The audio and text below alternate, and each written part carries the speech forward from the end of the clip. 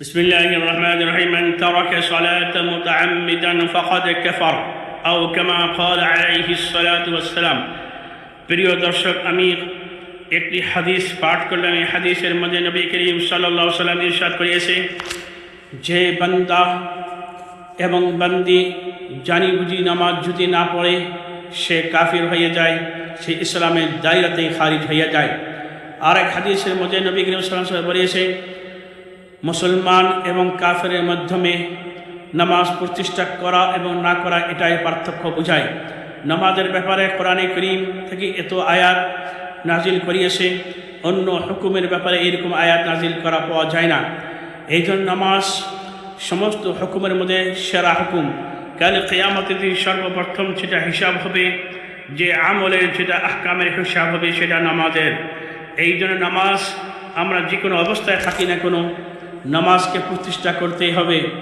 চাহে বেমারের অবস্থায় থাকি না কোনো, চাহে সফরে অবস্থায় থাকি না কোনো, আমাদেরকে আবশ্যক নামাজ প্রতিষ্ঠা করতেই হবে। সাবালক হওয়ার থেকে নিয়ে মৃত্যু পর্যন্ত যাতে আমার এক ওয়াক্ত নামাজ ছুটিয়ে না যায়।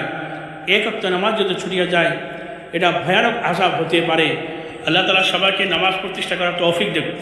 এই জন্য এই ব্যাপারে ইমাম আহমদ বিন হাম্বলের ফতোয়া রয়েছে, বহুত কঠিন ফতোয়া রয়েছে।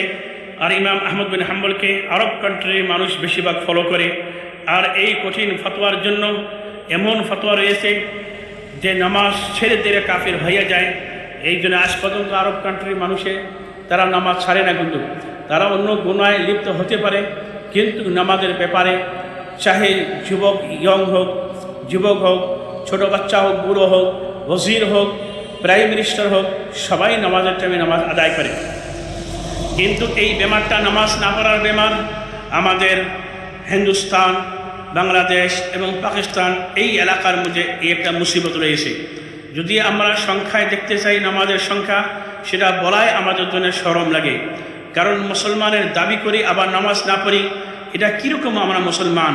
আল্লাহ তাআলা সবাইকে হেফাজত করুক, নামাজের মাধ্যমে মুসলমানের পরিচয় দেওয়ার তৌফিক নসিব করুক। আমি সকালে একটি ভিডিও বানিয়েছিলাম, কারণ নামাজ গুরুত্বপূর্ণ একটি ইবাদত। এই ইবাদতটির মশলা অনেক রয়েছে। মশলা অনুযায়ী যদি নামাজ না পড়া হয় নামাজ ভঙ্গ হয়ে যাবে। সর্বপ্রথম আমি নামাজের ভিতরে বাইরে ফরজ বয়ান করার জন্য চেষ্টা করব। সকালের ভিডিওতে আমি নামাজের ভিতরে এবং বাইরের সর্বফরজ 13টা রয়েছে, বাইরের 7টি ফরজ বয়ান করেছি। ইনশাআল্লাহ আজকের এই ভিডিওতে নামাজের ভিতরে 6টি ফরজ রয়েছে, আমি তরতিব হিসেবে বয়ান করার চেষ্টা করব। নামাজের ভিতরে 6টি ফরজ। সর্বপ্রথম তাকবীরে তাহরিমা বলি নামাজ আরম্ভ করা, যেটা প্রথম তাকবীরকে বলা হয় এটাই তাকবীরে তাহরিম। কেউ যদি এই তাকবীর না বলি হাত বাঁধে বা রুকুতে চলিয়ে যায়, কেউ যদি এই তাকবীর না বলি হাত বাঁধে বা রুকুতে চলিয়ে যায়, তার নামাজ হবে না। তাকবীরে তাহরিমা বলাটাই ফরজ। তারপরে দ্বিতীয় ফরজ হলো নামাজ ফরজ হোক কিংবা ওয়াজিব হোক, দাঁড়াইয়া থাকা, কিয়াম করা, নামাজের ভিতরে খাড়া হয়ে থাকা, এটি হলো নামাজের দ্বিতীয় ফরজ। কোরআনে কারীমের মধ্যে আল্লাহ সুবহানাহু ওয়া তাআলা বলেছে হাফিজু আলা সালাওয়াতি ওয়াস সালাতিল উসতা ওয়া কুমু লিল্লাহি কানিতিন। তোমরা 5 ওয়াক্ত নামাজ, খাস করে আসরের নামাজের পাবন্দির সাথে আদায় করো। ওয়া কুমু লিল্লাহি কানিতিন, এবং আল্লাহর সামনে আদবের সাথে দাঁড়াইয়া থাকো। 3 নম্বর ফরজ হলো ফাকরাউ মা তায়াসসারা মিন। কোরআনে কারীম থেকে যেখান থেকে তোমাদের সুবিধা হয় সুন্দরভাবে কোরআনে কারীমের তেলাওয়াত করা, কিছু আয়াত পড়া, এটা হলো নামাজের তৃতীয় ফরজ, এনে কিরাত করা। চতুর্থ ফরজ হলো রুকু করা। 5 নম্বর ফরজ হলো সিজদা করা। কোরআনে কারীমের মধ্যে সূরা হাজরের মধ্যে আল্লাহ তাআলা ইরশাদ করেছে ইয়া আইয়ুহাল্লাযীনা আমানু রুকউ ওয়াসজুদু লিল্লাহি। তোমরা আল্লাহর জন্য সিজদা করো এবং রুকু করো।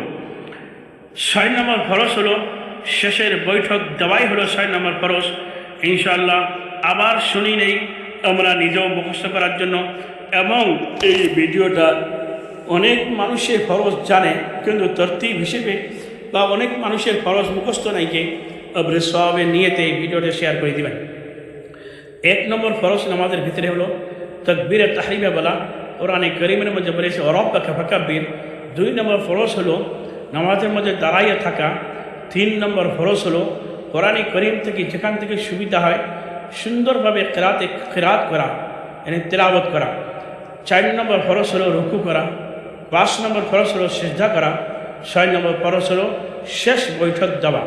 আল্লাহ তাআলা সবাইকে মশলা অনুযায়ী নামাজগুলি আদায় করার তৌফিক নসিব ফরমাক। আর একটা হাদিস বলি আমি শেষ করব, আস-সালাতু মিফতাহুল জান্নাহ। আল্লাহ নবী বলেছে নামাজ হলো জান্নাত খোলার চাবি। যে দুনিয়ায় থাকা অবস্থায় নামাজ প্রতিষ্ঠা করে যাবে, আল্লাহ তাআলা তাদেরকে জান্নাতে প্রবেশ করাবে এবং সহজ হিসেবে জান্নাতে প্রবেশ করবে ইনশাআল্লাহ তাআলা। আল্লাহ তাআলা সবাইকে নামাজকে মশলা অনুযায়ী প্রতিষ্ঠা করার তৌফিক নসিব ফরমাক। ওয়া আখিরু দাওয়ানা আনিল হামদুলিল্লাহি রাব্বিল আলামিন।